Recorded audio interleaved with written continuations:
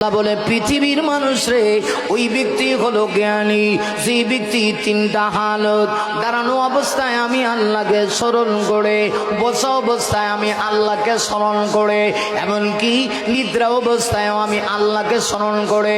এর অর্থ হলো হায়াতি জিন্দেগির প্রতিটা মুহূর্ত, প্রতিটা সেকেন্ড, প্রতিটা মিনিটে বান্দা আল্লাহকে ভুলে না, আল্লাহর আইনকে বলে না।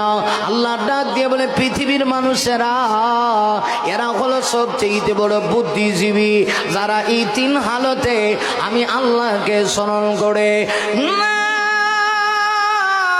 শুধু তাই না, আল্লাহ তারপরে বুদ্ধিজীবী আরেকটা পরিচয় দিয়া বলেন ওয়ায়াতাফাক্কারুনা ফি খালকিস সামাওয়াতি ওয়াল আরদ। আল্লাহ বলেন শুধুমাত্র আমার স্মরণ থাকে তার ভিতরে তা না, সে আমার সৃষ্টি জগৎ নিয়ে গবেষণা